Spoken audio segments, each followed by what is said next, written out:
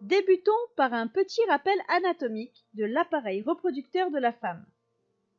Oui, rappelez-vous, c'est exactement le même cours que vous avez vu en classe de 4e.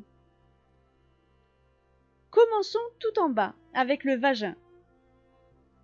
Ensuite, en remontant, se trouve le col de l'utérus, qui est à la fois le haut du vagin et le petit couloir par lequel est sécrétée la glaire cervicale. Au-dessus, vous trouverez l'utérus, avec à l'intérieur la cavité utérine. La partie qui tapisse cette cavité est une muqueuse qui se nomme l'endomètre. De part et d'autre de l'utérus partent des trompes dites trompes de Fallope qui font environ 10 à 15 cm de longueur. Ces trompes se terminent alors par un pavillon qui ressemble à une sorte d'anémone qui entoure l'ovaire.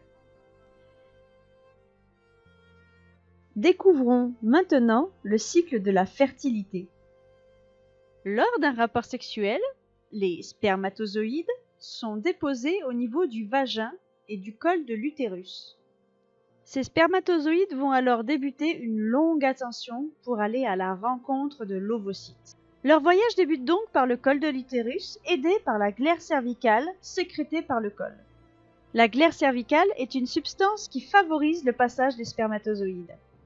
Ces spermatozoïdes vont alors remonter dans la cavité utérine pour ensuite débuter le passage des trompes pour arriver enfin à leur objectif final, la rencontre avec l'ovocyte dans le tiers supérieur de cette trompe. Pour qu'il y ait rencontre, chaque mois, l'ovaire sécrète alors un ovocyte qui est déposé dans les trompes. Dès lors qu'un seul spermatozoïde réussit à rencontrer cet ovocyte et à percer sa membrane et s'y introduire, c'est la fécondation.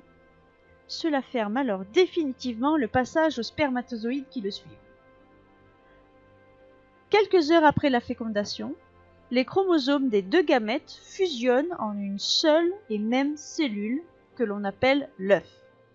Cet œuf va alors se diviser en plusieurs cellules.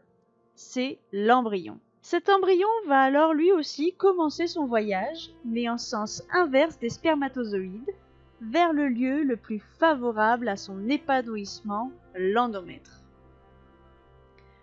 Il va ainsi continuer à se diviser et se multiplier tout le long du trajet des trompes pendant presque 5 jours pour ensuite arriver dans la cavité à l'intérieur de l'utérus pour être brassé encore 2 ou 3 jours avant lui-même de s'accrocher définitivement dans l'endomètre qui aura, entre-temps, épaissi pour accueillir cet embryon.